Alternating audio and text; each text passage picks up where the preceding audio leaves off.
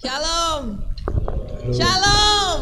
Lalu Beri sukacita yang terbaik buat Tuhan kita bertepuk tangan. Kita berdoa terlebih dahulu. Tuhan, segala puji syukur hanya bagimu, Allahku yang luar biasa, Allahku yang ajaib. Kami sungguh sangat bersyukur untuk kasih setiamu yang gak pernah berkesudahan buat kami. Inilah kami mau beri yang terbaik untukmu. Sucikan, kuduskan, layakkan kami ya Bapa dengan kuasa darah-Mu Tuhan Yesus. Biar kami layak masuk di hadirat-Mu, masuk ke pelataran-Mu dan memberi yang terbaik. Sucikan, kuduskan, layakkan kami dan biar pengurapan-Mu atas kami di dalam nama Tuhan Yesus. Kami telah berdoa dan mengucap syukur. Semua katakan amin. Kasih Allah gak berkesudahan, amin. Selalu baru setiap pagi, itulah yang kita rasakan.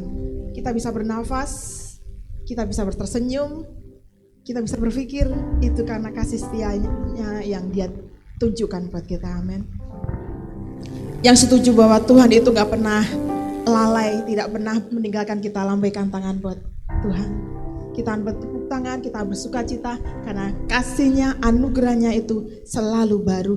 Dia memberikan yang terbaik buat kita. Hanya kita memberi yang terbaik buat Tuhan Yesus karena Dialah Raja di atas segala raja yang layak ditinggikan dan diagungkan di atas segalanya. Haleluya.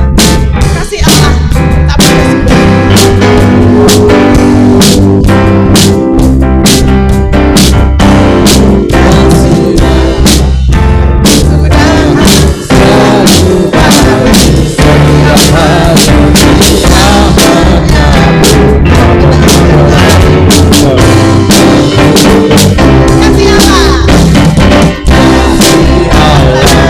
berkesudahan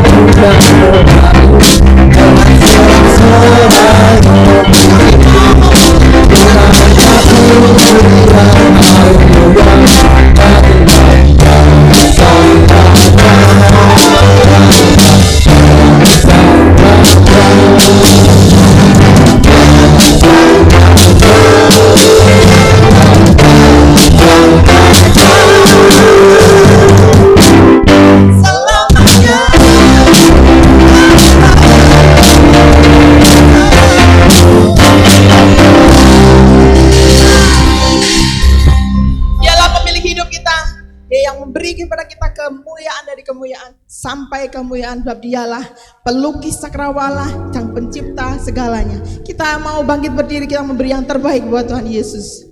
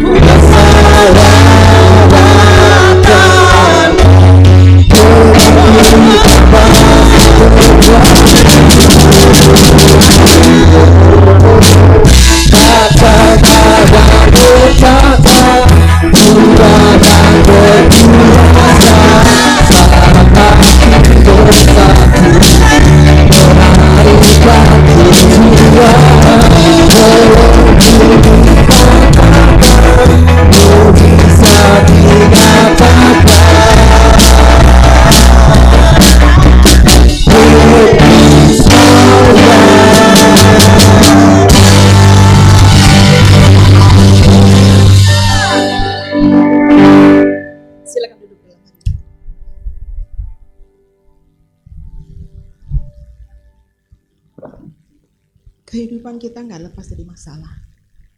Tapi satu hal yang harus kita tahu, bahwa Tuhan itu Allah yang berkuasa.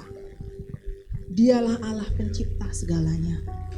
Dialah yang memberi pada kita kesempurnaan sebab Dialah maha sempurna. Saat inilah kita mau lebih lagi memberi yang terbaik. Kita masuk dalam hadirat-Nya. Kita mau menyembah Dia dalam roh dan menerangkan hanya itulah tujuan hidup kita. Perkenanan Tuhan itu yang terbaik. Perkenanan yang daripada Tuhan itu biarlah itu menjadi tujuan hidup kita. Kita memberi yang terbaik seperti Raja Daud. Dia mendapatkan perkenanan karena dia dengan segenap hati menyembah, mengagungkan. Dia gak peduli orang-orang sekitarnya mengatakan dia gila. Tapi satu hal, bahwa dia tahu bahwa Allah itu suka dengan penyembahan. Dan saat inilah kita mau menyembah Dia, mengagungkan Dia dengan segenap hati, dengan segenap jiwa. Angkat rohmu, memuji, mengagungkan Dia, masuk dalam hadirat-Nya. Haleluya.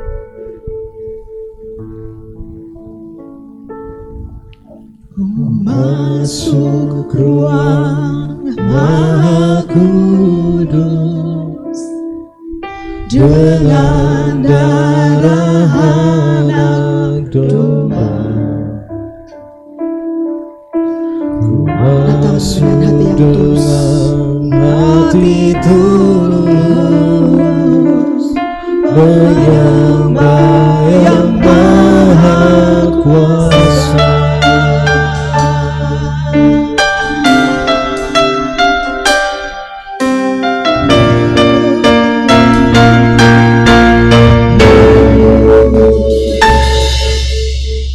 Masuk ruang Maha Kudus dengan darah anak domba. Ku masuk dengan hati tulus, menyembah yang Maha Kuasa.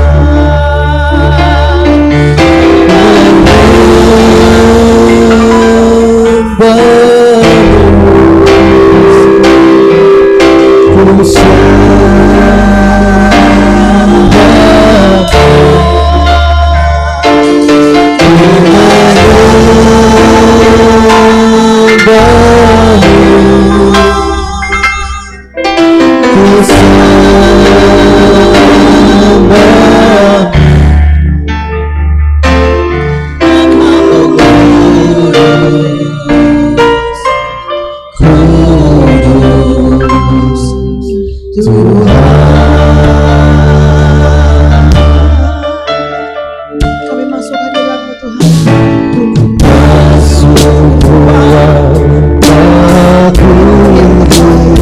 Inilah persembahan.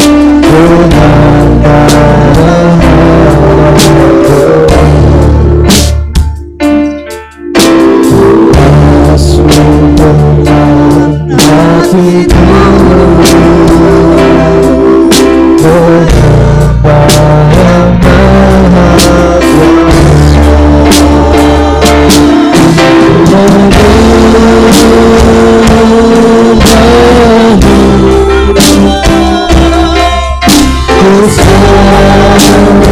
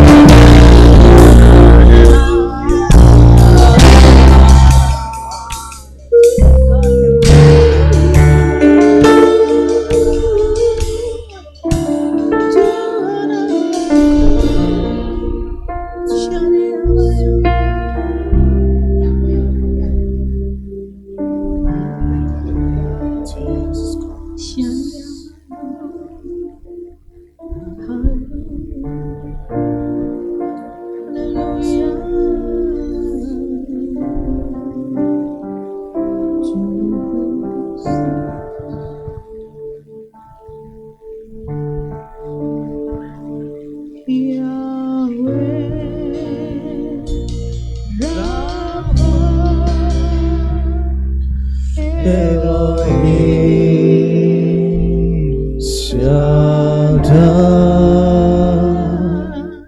Jireh Adonai, nyatakan dirimu, Nyatakan dirimu Tuhan Yesus. Yahweh Rafa Elohim Shaddai Jireh Adonai, nyatakan dirimu.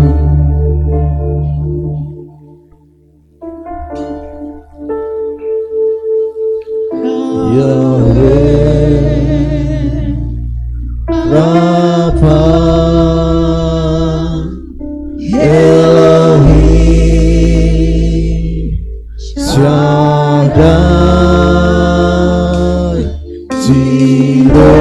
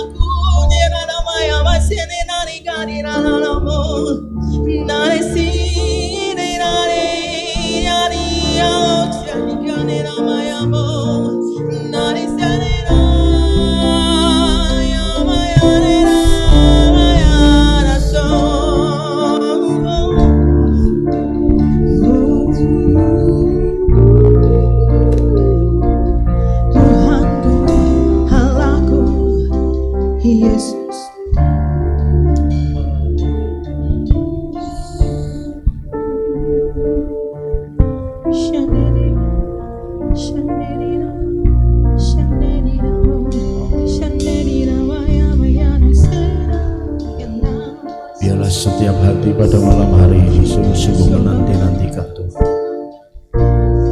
Biarlah setiap kita malam hari ini sungguh-sungguh merindukan Tuhan,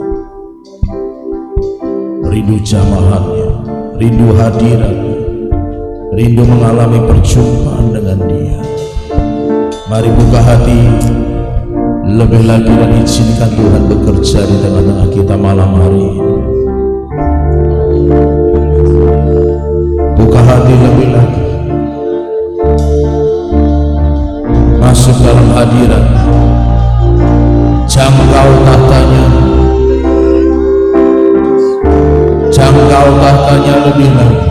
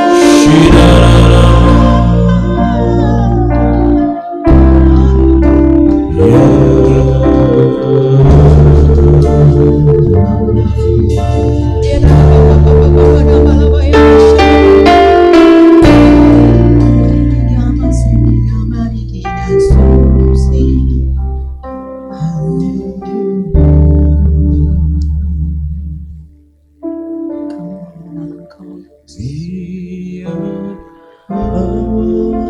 kemuliaan-Mu turunlah memenuhi bait suci-Mu, curahkanlah Roh Kudus-Mu memenuhi hatiku. Biar awan kemuliaan-Mu turunlah memenuhi bait suci-Mu, curahkanlah Roh Kudus-Mu memenuhi hatiku. Biar awan kemuliaan-Mu. Mari haus dan lapar akan Tuhan, rindukan Tuhan Dia lebih lagi di tengah kita malam hari ini.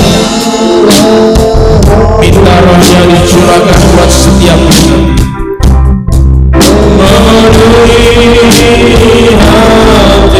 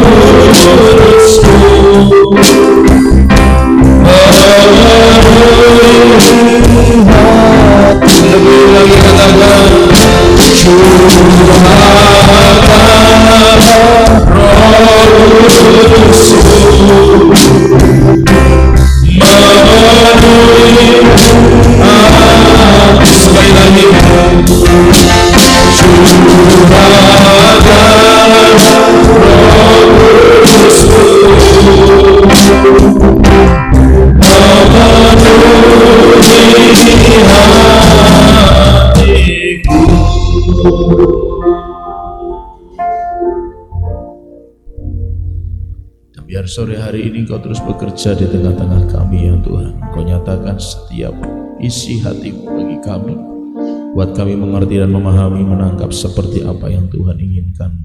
Dan olehnya Tuhan kuasai setiap pikiran kami, setiap roh, jiwa, dan tubuh kami. Tuhan kuasai dan ambil alih seluruhnya agar segala kebenaran firman yang Tuhan sampaikan, ajarkan kepada kami dapat kami mengerti, kami pahami, dan pada akhirnya bisa kami lakukan bersama-sama dalam kehidupan kami, sehingga kehidupan kami benar-benar kehidupan yang menghasilkan buah, dan buah kami menyukakan hati-Mu ya Tuhan.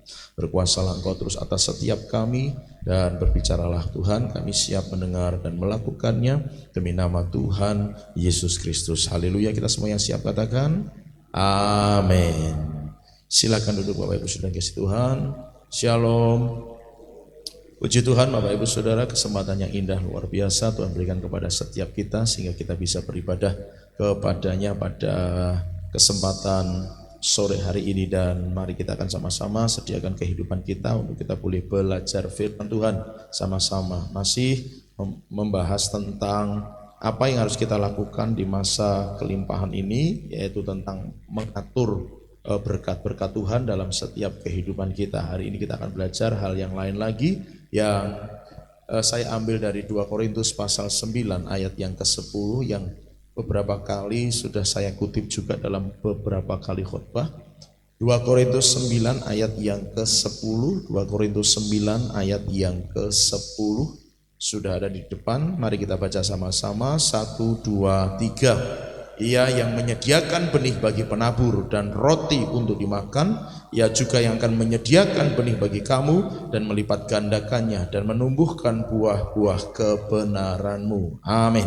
Terima kasih buat kerjasama yang baik. Nah Bapak Ibu Saudara, kemarin kita belajar untuk memasuki masa kelimpahan itu perlu kita membayar persepuluhan. Bukan karena aturan firman Tuhan yang terdapat dalam Maleakhi, karena Abraham melakukannya sebagai tanda syukur atas kemenangan, atas pertolongan yang Tuhan sudah berikan kepadanya, maka dia membayarkan persepuluhan. Yakub memberikan persepuluhan sebagai tanda komitmen dia, komitmen pengakuan terhadap eksistensi Allah, keberadaan Allah di dalam kehidupannya. Maka persepuluhan tidak hanya sekedar perintah yang tercatat dalam Maleakhi, tetapi sejak Abraham pun dia sudah melakukannya. Yakub melakukannya bukan hanya karena kewajiban, tetapi sebagai rasa syukur dan hormat kepada Tuhan. Nah hari ini kita belajar hal yang lain lagi yang sudah kita baca sama-sama dari 2 Korintus. Kalau Bapak Ibu Saudara membuka ayat ini dalam Alkitab elektronik, itu terkutip dari Yesaya, Bapak Ibu Saudara ya, dari Yesaya. Nah, ini menunjukkan kepada kita bahwa ketika kita diberkati Tuhan, itu ada 2 hal Bapak Ibu Saudara. Ketika kita diberkati Tuhan, ada 2 hal yang tertulis di dalamnya, gitu ya. Yang pertama, perhatikan, Ia menyediakan benih bagi penabur. Dia menyediakan benih bagi penabur. Nah, artinya Bapak Ibu Saudara, di setiap berkat yang Tuhan sediakan buat kita, itu bukan semuanya adalah roti untuk dimakan dalam konteks bahasa yang dipakai dalam 2 Korintus ini ya Bapak Ibu Saudara. Artinya segala berkat yang Tuhan berikan kepada kita itu bukan semuanya untuk dihabiskan. Ada 2 hal. Sebagian adalah seperti, dalam bahasa ini adalah seperti roti yang dimakan. Artinya berkat Tuhan itu memang boleh kita nikmati. Tapi dalam setiap berkat Tuhan yang Tuhan berikan kepada kita, selalu ada benih untuk ditabur. Jadi sebenarnya kalau ada alasan orang tidak bisa nabur berdasarkan ayat ini salah, ya. Anggap saja ya, kita anggap saja ini bukan aturan baku gitu ya, bukan aturan baku. Tapi anggap saja gitu ya. Setiap berkat yang kita terima, gitu ya, separuh itu adalah yang kita makan, separuh adalah benih yang untuk ditabur. Harus selalu begitu Bapak Ibu Saudara. Harus selalu begitu. Karena firman Tuhan ngajarin, Ia yang menyediakan. Jadi benih itu sudah Tuhan sediakan. Dari mana? Ya dari setiap berkat yang sudah kita terima sebenarnya begitu. Nah terserah bahwa berkat itu datangnya dadakan, terserah bahwa berkat itu datangnya bulanan, gitu ya. Terserah bahwa berkat itu datangnya mungkin mingguan atau harian. Tetapi dari semua berkat yang Tuhan sudah berikan kepada kita, selalu ada benih untuk ditabur dan roti untuk dimakan. Jadi tidak semua berkat yang kita terima itu harus dimakan atau dinikmati. Nah, persoalannya adalah konsep cara berpikir orang percaya, gitu ya. Seringkali mungkin saya tidak mengerti bagaimana cara pandang Bapak Ibu Saudara terhadap berkat Tuhan. Tapi mungkin orang berpikir dengan berkat Tuhan itu bagaimana cara menggunakannya. Tuhan mau tak pakai buat apa ini? Misalnya begitu. Itu memang berdoa yang bagus. Tuhan mau tak pakai buat apa ini? Tetapi itu mungkin masih masuk dalam kategori menggunakan. Tetapi firman Tuhan ngajarin sama kita bahwa kita ini mengelola. Tuhan berikan aku hikmat untuk cara mengelola, bukan menggunakan, tetapi mengelolanya. Kenapa? Karena harus ada roti yang bisa dimakan, tapi harus ada benih yang ditabur. Maka kalau dari setiap berkat Tuhan itu selalu ada benih yang untuk ditabur, nah kita berpikir bagaimana nih cara nabur benih ini? Harus mencangkul tanahnya misalnya begitu, harus memperluas lahannya misalnya begitu, dan sebagainya dan seterusnya. Ini hanya dalam penggambaran saja. Tetapi dari setiap berkat yang Tuhan berikan kepada kita selalu ada benih untuk ditabur dan roti untuk dimakan. Maka jika seseorang merasa tidak bisa menabur hanya karena merasa berkatnya habis, mungkin dalam pengelolaan berkat Tuhan yang salah. Maka mari secara sadar, ayo kita belajar sama-sama. Katakan kepada kanan kiri, ayo belajar sama-sama. Mengelolanya Bapak Ibu Saudara. Karena dari setiap berkat harus ada benih untuk ditabur. Nah inilah masuk dalam pengelolaan. Bagaimana bisa menikmati kelimpahan bila semua berkat habis dimakan, habis dinikmati, habis untuk digunakan. Ya memang ada kebutuhan banyak Bapak Ibu Saudara, tetapi ingat ini firman, ini pengajaran, ini kebenaran yang harus kita taati dan kita turuti. Maka setiap berkat Tuhan ngomong, tidak hanya roti untuk dimakan itu, ada benihnya. Maka pengelolaannya justru di sini. Maka katakanlah tadi saya gambarkan, tapi kan itu bukan ukuran baku, tapi katakanlah misalnya separuh yang kita nikmati, separuh yang kita tabur. Maka dari setiap taburan akan menghasilkan panen.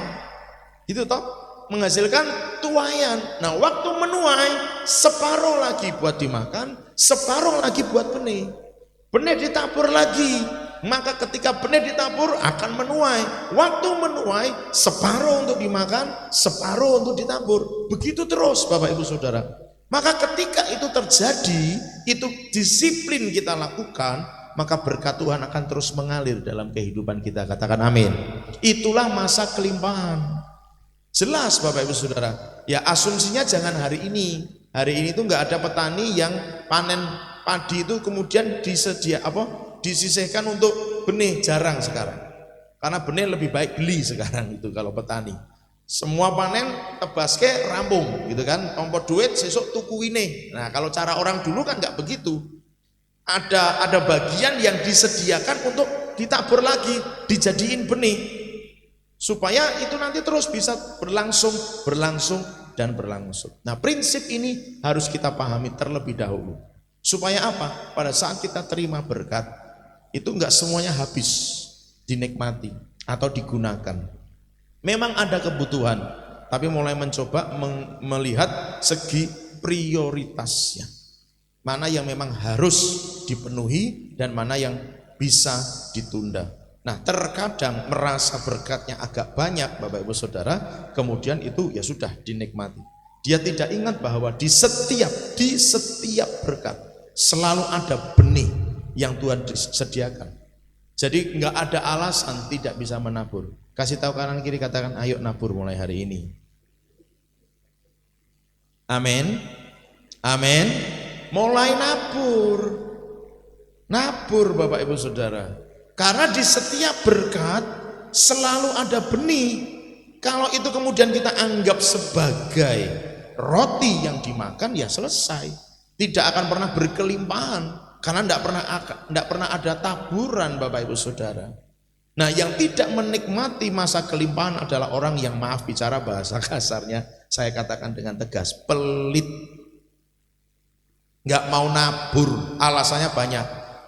Maafkan, saya harus tegas ngomong. Kalau ada orang ngomong aku tidak bisa nabur karena tidak ada yang ditabur, berarti Anda salah dalam pengelolaan. Karena di setiap berkat pasti ada benihnya. Nah, besar atau kecil yang jelas ada benihnya. Katakan amin. Loh saudara, misalnya ini saya gambarkan sebagai padi gitu ya. Kita punya kita punya gabah sekilo. Katakanlah kalau tadi saya bilangnya separuh, berarti setengah kilo itu benih kan.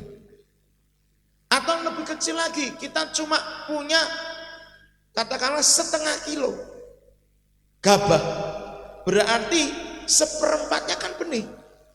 Ya memang akhirnya besar kecilnya jadi beda.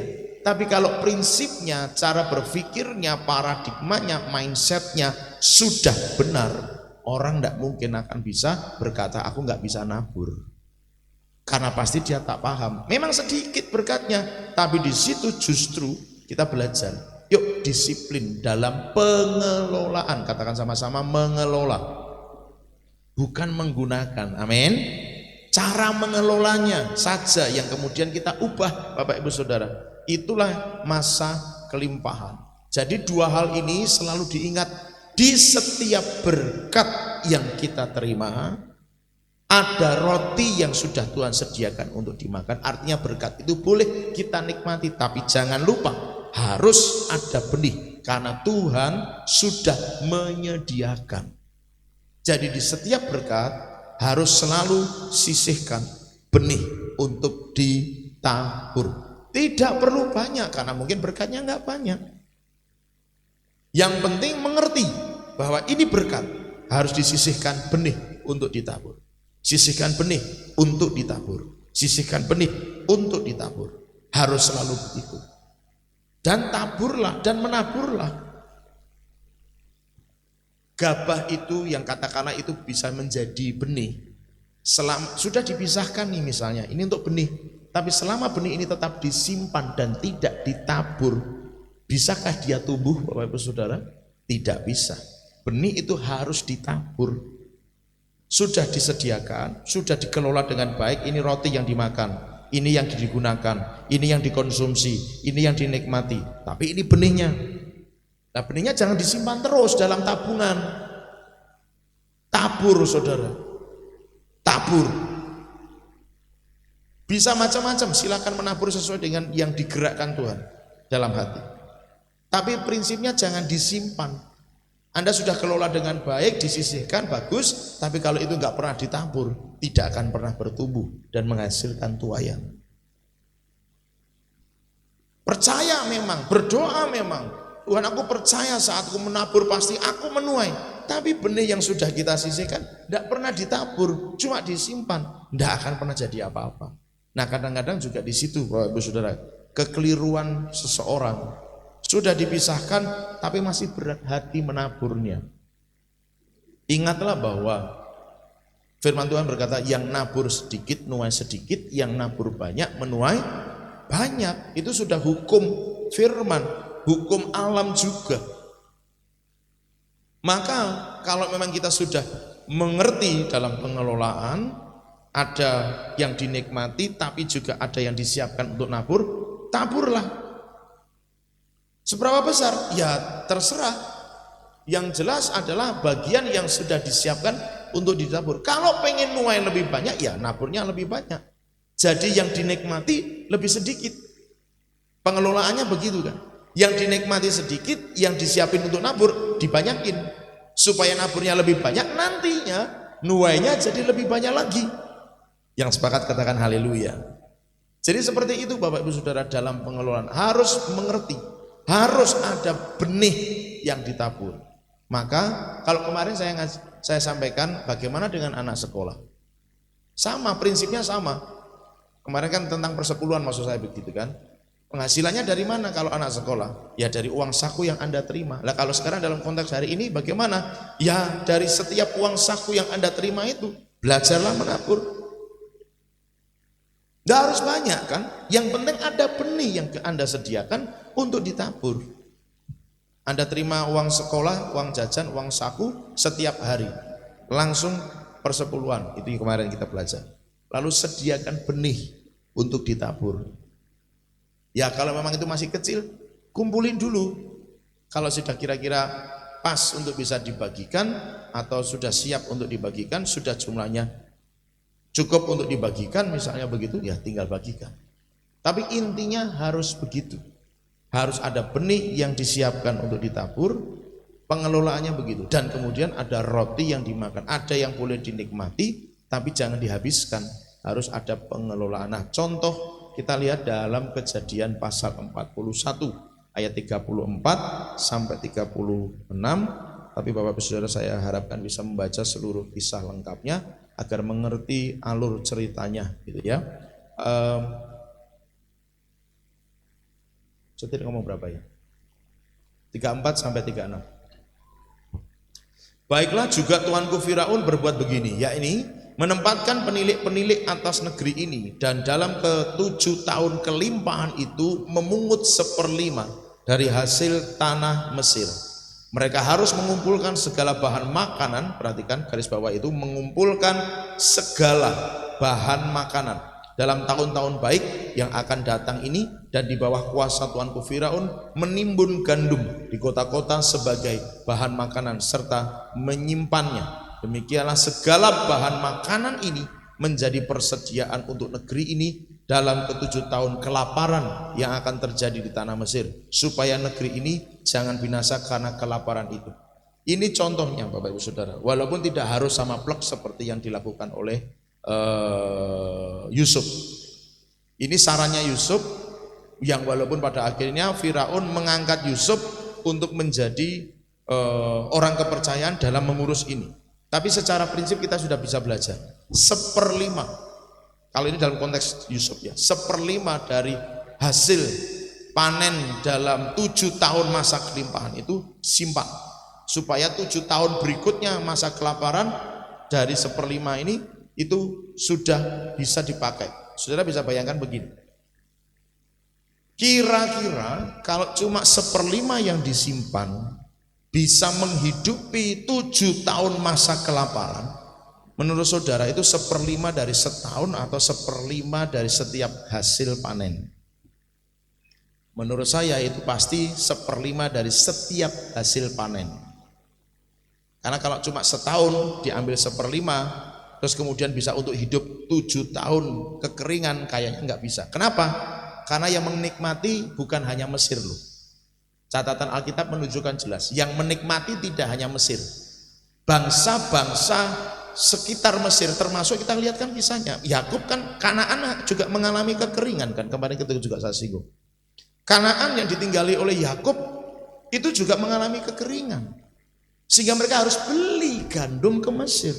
Bangsa-bangsa lain yang mengalami kekeringan juga melakukan yang sama. Kalau itu cuma 1/5 dari setahun, nggak cukup untuk menghidupi orang Mesir saja 7 tahun ke depan. Maka 1/5 itu dari setiap, katakan sama-sama setiap.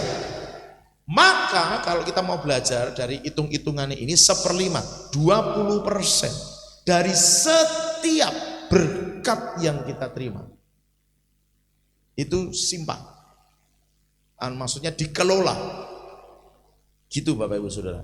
Ya ini kan kisahnya seperti itu, tapi kita bisa membayangkan prinsipnya saja. Artinya begitu, setiap agar masa kelimpahan itu benar-benar terjadi.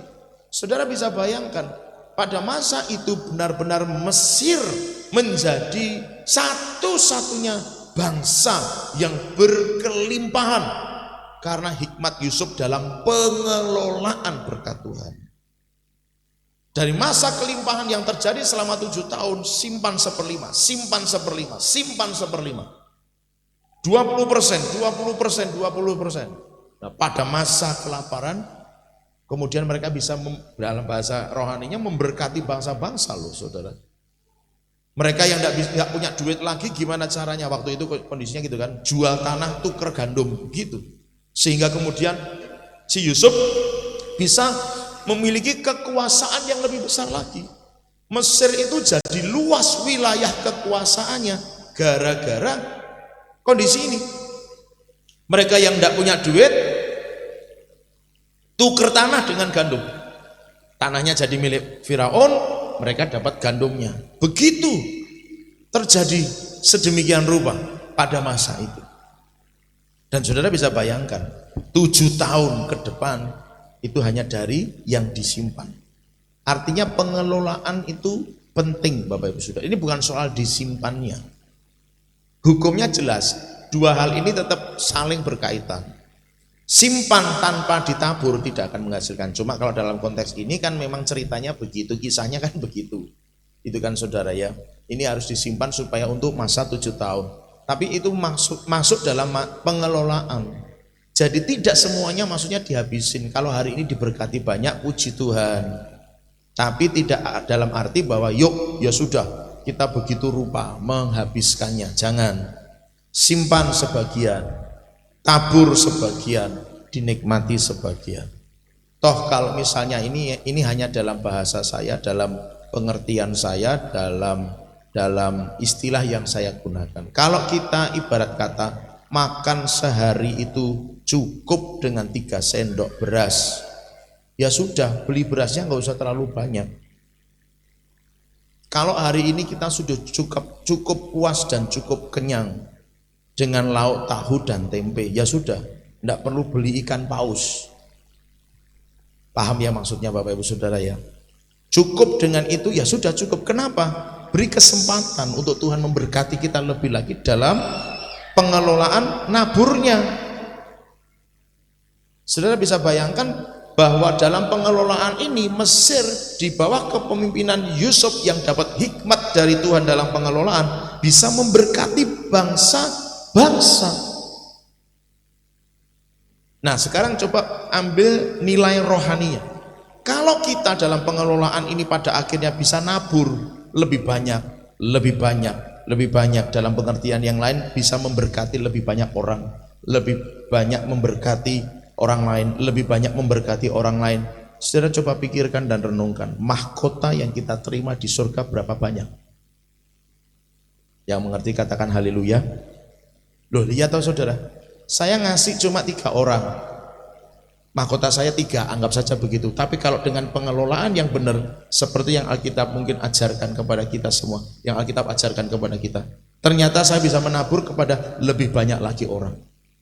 Katakanlah dari 3 saya bisa menabur kepada 10 orang, maka mahkota saya di surga jadi 10. Anggap saja begitu bahasanya supaya gampang. Tapi dengan pengelolaan yang lebih baik, dari yang sudah tabur saya sudah nuai, dikelola lagi, tidak dihabiskan semuanya, cukup dengan apa yang sudah bisa saya nikmati, dengan itu cukup. Selebihnya tabur lagi kepada 15 orang, mahkota saya jadi 15. Tabur lagi kepada 20 orang, mahkota saya jadi 20. Tabur lagi kepada 100 orang, mahkota saya jadi 100. Jadi sebenarnya pengelolaan berkat Tuhan itu akan sangat erat kaitannya dengan upah kita di surga. Katakan sama-sama, upah di surga. Karena semakin banyak kita bisa dipakai Tuhan memberkati lebih banyak orang, maka semakin banyak pula, katakanlah saja begitu, semakin besar pula mahkota yang akan kita terima di surga. Anda suka dapat mahkota yang sedikit atau Anda suka dapat mahkota yang banyak? Pilihan itu ada pada saudara dan saya. Kalau pengen dapat mahkota yang lebih banyak, ya tabur lebih banyak lagi. Maka pengelolaan itu tadi menjadi penting. Kasih tahu kanan kiri, katakan begini, ayo kita kelola berkat Tuhan. Sejak saya dan Ibu Gembala dapat impresi tentang memberkati kota, mensejahterakan kota, salah satu yang menjadi penekanan di hati kami untuk dikerjakan adalah UMKM. Saya nggak tahu gimana caranya, kami nggak ngerti gimana caranya, tapi yang saya pikirkan, yang kami pikirkan adalah membangkitkan ekonomi kerakyatan. Saya share, tapi memang belum banyak yang bisa nangkep. Saya sudah ngomong, kalau Anda punya tanah, jangan hanya untuk sekedar ditanami dan dibiarkan begitu saja.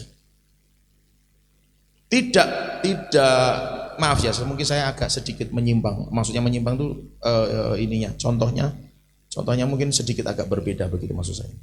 Misalnya Bapak Ibu Saudara, ada orang punya tanah 1000 meter, ditanami kangkung. Gitu kan, sebagian mungkin ditanami singkong, sebagian lagi mungkin ditanami dengan kangkung, singkong, telok lah podo wae, maksudnya yang beda. Kacang. Panen, bagikan pada orang banyak. Bagus dah? Oh bagus sekali. Tapi menurut saya pengelolaan itu belum maksimal. Menurut saya. Kenapa? Ya dia berbagi, tapi kan terbatas, hanya berhenti pada 1000 meter ukuran tanah yang dia miliki saja.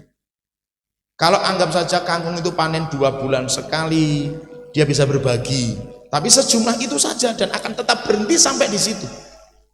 Kalau kemudian singkong itu panennya berapa tahun Mas? Berapa bulan singkong? 7 bulan sekali baru bisa panen. Maka ya sejumlah yang dia punyai di 1000 meter tanah itu yang bisa dia bagikan dan tidak akan pernah meningkat. Betul enggak? Karena cuma Seperti itu cara pengelolaannya. Nggak salah. Tapi dia akan mandek seperti itu terus. Kan itu 1000 dibagi 3 kan, kangkung, singkong, dan kacang. Jadi katakanlah ini 35%, 35%, maka dia hanya bisa akan berbagi 35% saja dari hasil tanah yang dia miliki. Tidak pernah bisa meningkat. Nah, pengelolaan inilah yang penting Bapak Ibu Saudara. Kenapa? Seseorang harus bisa berpikir bagaimana caranya aku nambah tanah bisa jadi 2000 meter. Dari yang 1000 tanah. Tetap bisa menabur. Kalau sudah punya 2000 tanah, bagaimana caranya dari 2000 tanah aku bisa meningkat jadi 3000 tanah? Semakin banyak kangkung yang ditanam, semakin banyak singkong yang bisa ditanam, semakin banyak kacang yang bisa ditanam, dan semakin banyak orang yang menikmatinya. Harus berpikir lagi bagaimana caranya berubah jadi 4000. Berarti pengelolaannya adalah, misalnya, ini hanya contoh ya Bapak Saudara, pengelolanya dari 1000 yang dia miliki, dia harus kelola dulu, sebagian untuk ditabur, sebagian untuk dikelola supaya bisa untuk membeli tanah lagi. Tanam apa nggak tahu, yang penting itu bisa dijual, dapat duit untuk bisa beli tanah yang lebih banyak. Yang mengerti katakan haleluya. Ini hanya dalam contoh ya Bapak Ibu Saudara. Silakan dikembangkan seluas-luasnya dalam bentuk yang saudara bisa pahami dan mengerti. Mungkin tidak hanya tanah, Anda punya usaha. Berpikirlah bagaimana usaha itu bisa berkembang. Anda berbagi itu sudah bagus, tetapi juga harus berpikir supaya berbaginya bisa lebih banyak. Kalau cuma berhenti pada 1000 ditanami kangkung, singkong, dan kacang selesai, setiap kali panen dibagikan dan selesai, ya memang sudah bagus karena dia berbagi, tetapi tidak bisa lebih banyak berbaginya. Hanya akan berhenti tetap pada 1000 meter yang dia miliki. Ini dalam pemahaman, dalam bahasa seperti itu. Tapi dalam praktek kan kita kan nggak semuanya punya tanah yang 1000 meter gitu, maksud saya Bapak Ibu Saudara. Jadi harus bisa berpikir. Tidak hanya berpikir, memang pada akhirnya yang lebih penting dan utama adalah berdoa. Tapi percayalah bahwa kalau kita punya niat yang kuat untuk bisa dipakai Tuhan, berbagi lebih banyak, Tuhan pasti akan fasilitasi. Yang percaya katakan amin. Kasih tahu kanan kiri, Tuhan pasti fasilitasi. Nah, kadang yang orang nggak suka adalah mas garap 1000 meter itu aja udah capek. Betul. Nah, berpikirlah bagaimana supaya kalau garap 2000 jadi nggak capek. Berpikirlah bagaimana supaya kalau dapat 3000 nggak capek. Berpikirlah dan minta hikmat, jelas itu ya, dari Tuhan. Bagaimana kalau garap 4000 jadi nggak capek? Berarti harus punya tukang kebunnya. Tukang kebunnya harus dibayar. Kalau bayar tukang kebun berarti ada pengelolaan yang bagus. Dari yang 1000 tadi berubah jadi 2000 tadi, harus ada pengelolaan yang bagus supaya bisa ada yang ditabur, dimakan, dikelola untuk bisa beli tanah yang lebih luas lagi dan bayar tukang kebunnya.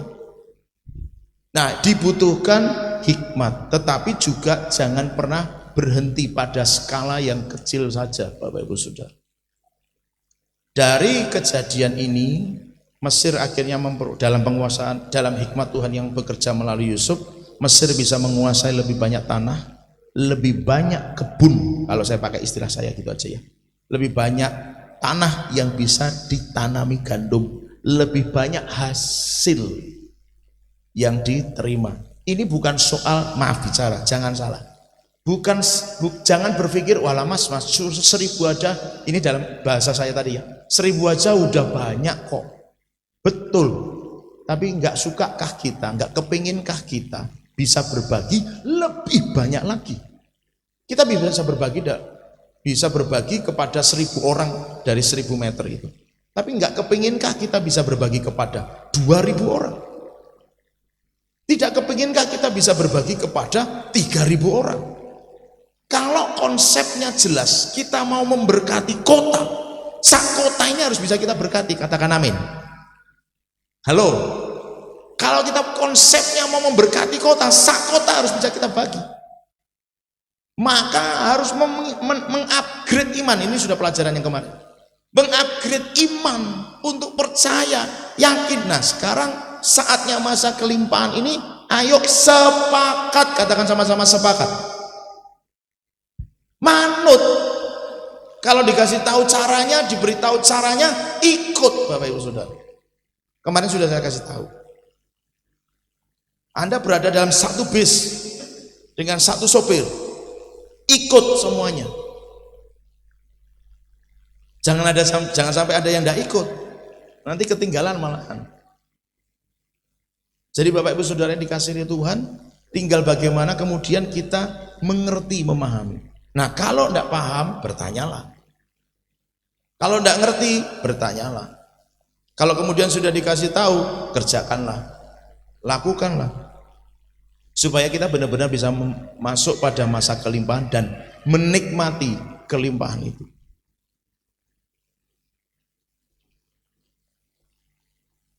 Negara mana Bu? Uganda, Rwanda. Silakan yang bisa YouTubean cari di YouTube. Jangan sekarang Pak. Nanti kalau sudah di rumah. Rwanda, catat baik-baik. Rwanda itu negara kulit hitam yang sebelum 2020 kalau tidak salah itu kondisinya negaranya sak negara ya Saudara. Satu negara kondisinya kurang begitu baik. Saya nggak bisa berani bilang jelek karena ini direkam. Kurang baik. Tetapi kemudian presidennya punya visi 2020 Rwanda harus menjadi negara yang bersih, rapi dan seterusnya lah, intinya seperti itu. Kemudian visi dari pemimpin itu di-sharekan kepada seluruh warganya. Warganya sepakat semuanya. Jadi ada program bersih-bersih, ada program penghijauan, ada program macam-macam. Silakan nanti di YouTube Bapak sudah bisa saksikan. Ngapain aja yang mereka kerjakan. Dan waktu mereka kemudian sepakat dan taat melakukannya, Saudara. Sejak 2020 Rwanda menjadi negara yang terbersih di dunia. Saudara bisa perhatikan, punya visi, disampaikan, sepakat dan taat melakukannya, berubah. Tinggal begitu Bapak Ibu Saudara. Percaya bahwa ini adalah cara yang terbaik untuk membuat negeriku bersih. Hari ini mereka makan di pinggir selokan itu sudah bukan barang yang menjijikkan karena selokan mereka sangat bersih. Serius. Coba di tempat kita. Ora kolu ya Saudara. Kenapa? Ya kalau belajar dari sisi yang lain kan Saudara, itulah kalau rakyat bisa manut sama pemimpin, negaranya itu diberkati bahasa rohaninya. Tapi kalau pemimpinnya sudah dikutukin bla bla bla bla bla dengan berbagai macam alasan, ya sudah remuk negara ini. Makanya saya berharap Bapak Ibu Saudara jangan pernah mengucap kata-kata kutuk terhadap pemimpin-pemimpin kita. Palah pemimpin kok kayak ngono, itu udah mengutuk Saudara. Jangan sampai. Kasih tahu kanan kiri, jangan sampai. Apalagi konteksnya Indonesia. Ngeri Saudara. Makanya jangan ikut-ikutan. Makanya saya nggak pernah baca medsos apapun soal debat calon presiden, debat calon wakil presiden. Saya nggak pernah ngikutin. Karena saya tahu isinya pasti bakalan yang kayak apa. Dan saya sudah share kepada saudara, kita nanti harus bagaimana kan sudah saya share. Dan memang begitulah, kalau saya nanti dengerin salah satu, ya enggak apa-apa sih kalau saya kuat gitu. Saya cuma enggak kepengin berita yang enggak menyenangkan itu masuk ke telinga saya. Saya menjaga telinga saya dari berita-berita yang mungkin menajiskan. Maka saya mendingan enggak ngikutin apapun, saya hanya berdoa, nanti tinggal Tuhan suruh saya pilih yang mana. Kamu pilih yang mana? Iya, ketoroh banget ini. Nah saudaraku yang dikasihi Tuhan, jadi sepakat dan taat. Ya saya setuju, tapi nggak dikerjakan misalnya begitu, nggak jalan Rwanda itu. Terbersih di dunia. Dari yang dulunya, ya bahasanya seperti itulah saudara. Tinggal bagaimana kemudian sepakat dan taat. Sepakat, taat. Sepakat, taat. Kalau masyarakatnya mengatakan begini, Allah itu sudah angan-angan yang terlalu besar. Bagaimana mengubah seluruh negeri jadi negeri yang bersih, rapi. Itu sebuah cita-cita yang gak mungkin. Sudah biarin Pak Presiden aja lah yang bersih-bersih sana. Aku ndak mau. Maka tidak akan pernah terjadi. Tapi karena seluruh rakyat ngerti bahwa ini visi yang bagus, aku sepakat, aku ikut kerjakan. Seluruh rakyatnya, masyarakat Rwanda mengerjakan semuanya. Maka seluruh Rwanda diubah menjadi negara yang rapi dan bersih. Saudara, kalau predikat terbersih di dunia itu saudara bisa bayangkan nggak sih? Saya agak susah membayangkannya. Kalau terbersih di dunia loh. Karena kita ngelihat negara-negara yang bagus sekarang ini. Misalnya seperti Singapura gitu kan. Wah bagus. Cina bagus. Pertaniannya juga bagus gitu kan.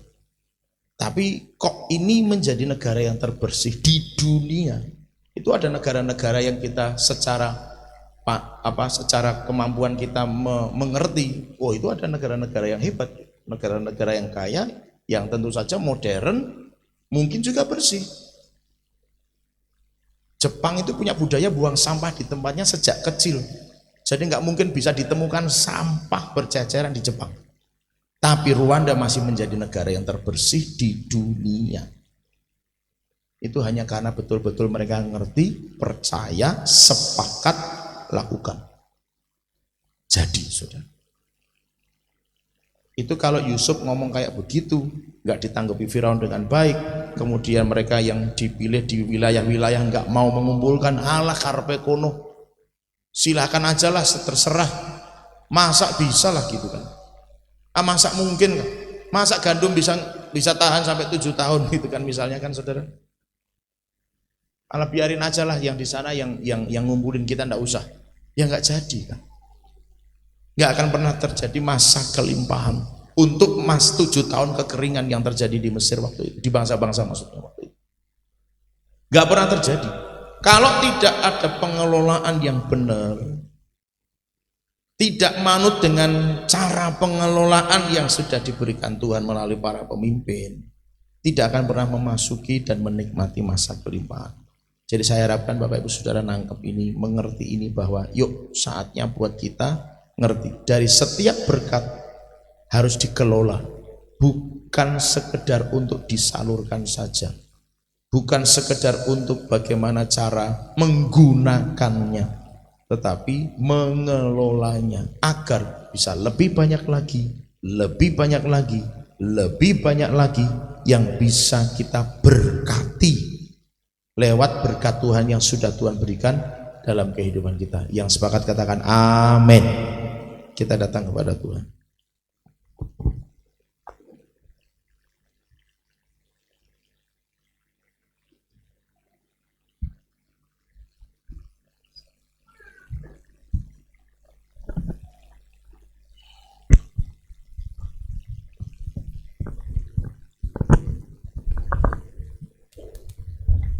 Bapak Ibu Saudara, mari sama-sama kita datang kepada Tuhan. Biarlah malam hari ini setiap kita akan sungguh-sungguh sepakat untuk kita sama-sama mengerti dan memahami. Bahkan mungkin harus merubah cara berpikir kita. Kita rubah cara berpikir kita. Kalau mungkin harus kita merubah bagaimana cara kita mengelolanya, mari kita rubah. Karena untuk memasuki masa kelimpahan itu, kita harus sepakat, kita harus taat. Kita harus lakukan semuanya sesuai dengan arahan dan petunjuk Tuhan yang Tuhan juga sampaikan melalui para pemimpin kita. Oleh sebab itu Bapak Ibu Saudara, mari sama-sama kita datang kepada Tuhan.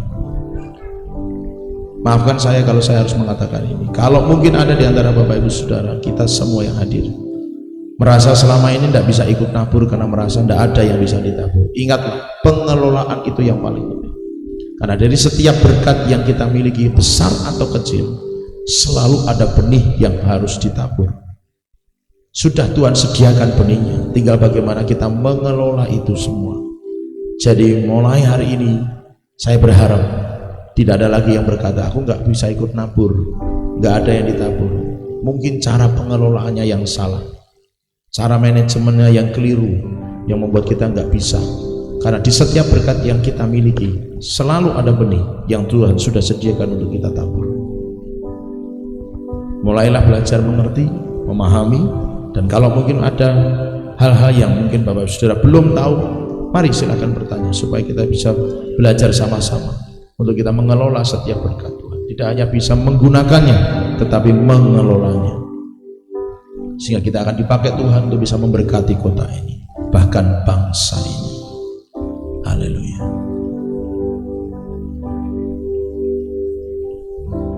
Terima kasih Tuhan.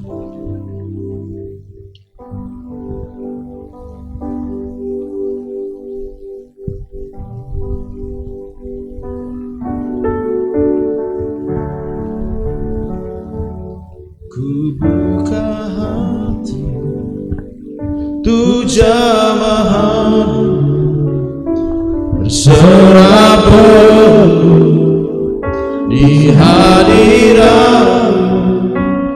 Kau ambil alih seluruh hidupku, di atasku menyembah. Ku buka hati, tujuanmu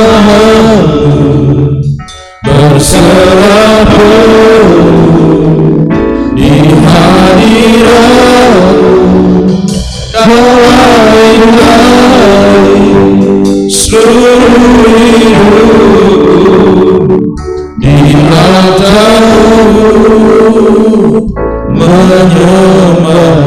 Saudaraku yang dikasihi Tuhan, mari ambil tindakan iman sama-sama bahwa Tuhan, aku mau bisa mengelola berkat Tuhan, tidak hanya sekedar bisa menggunakannya, tapi aku kepengen aku bisa mengelola setiap berkat-Mu dalam hidupku, sehingga pada akhirnya Tuhan terus memberkati aku secara berkelimpahan, dan aku lebih banyak lagi bisa dipakai oleh Tuhan untuk memberkati lebih banyak lagi, memberkati lebih banyak lagi.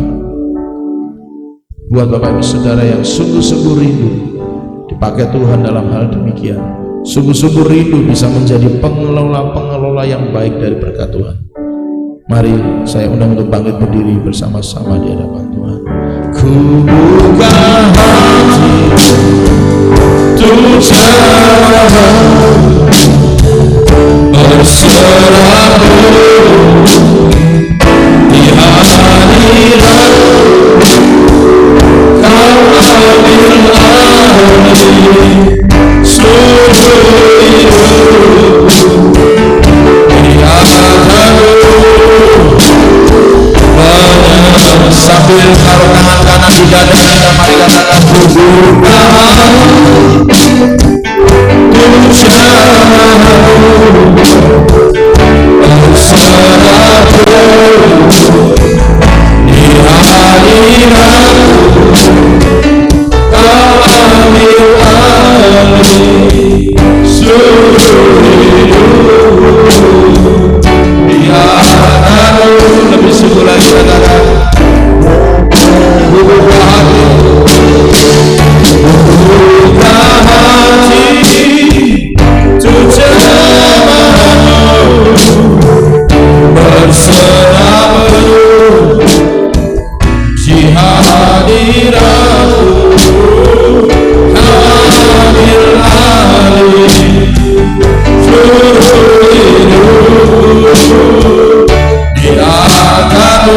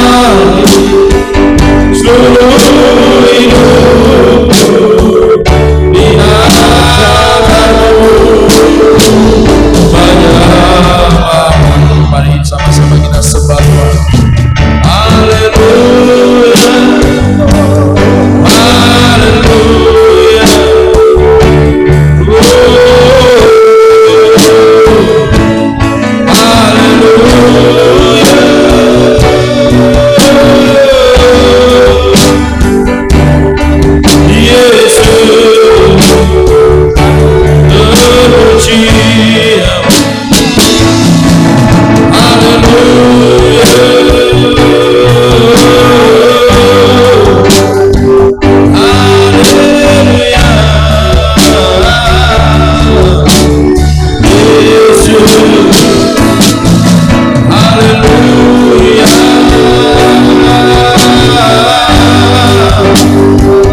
Terpuji nama Tuhan. Haleluya.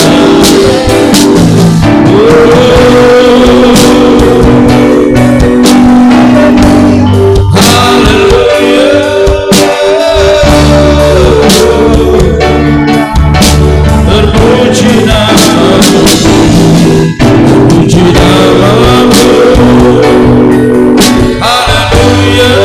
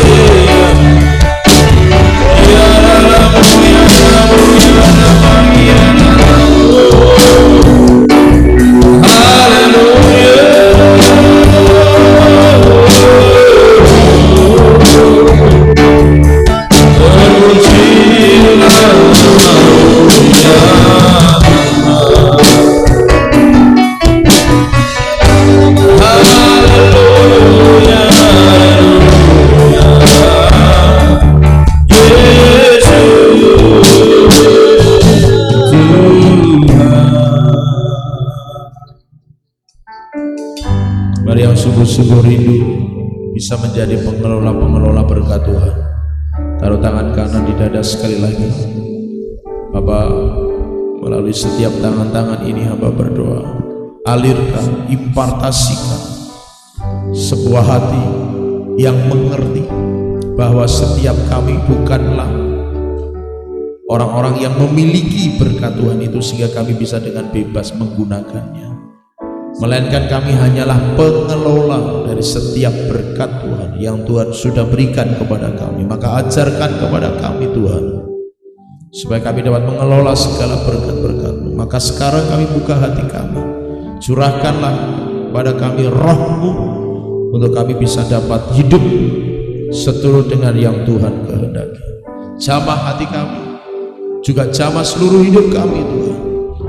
Berikanlah kepada kami hikmat-Mu Tuhan, untuk kami dapat mengelola segala berkat-berkat-Mu, sehingga Tuhan berkenan atas hidup kami, dan Tuhan pun akan berkenan untuk memakai kami menjadi berkat kepada lebih banyak lagi orang Tuhan, menjadi berkat lebih lagi Tuhan untuk kota kami, bahkan untuk bangsa kami.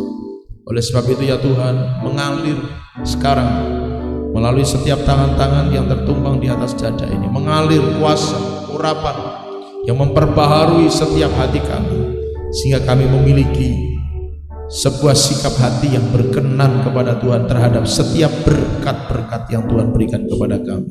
Terima kasih Tuhan, terima kasih Tuhan. Ini hidup kami, seluruh keberadaan kami, kami serahkan ke dalam tangan-Mu. Tuhan bekerja dan berkarya lebih lagi atas kami semua, demi nama Tuhan Yesus Kristus. Meteraikan setiap firman-Mu dengan darah anak domba Allah, agar itu yang terus berbicara kepada setiap kami, sehingga kami akan benar-benar menjadi seorang pengelola yang berkenan kepada Tuhan. Terima kasih Tuhan, kami mengucap syukur untuk firman-Mu demi nama Tuhan Yesus Kristus. Haleluya. Kita semua ini berkati, katakan amin.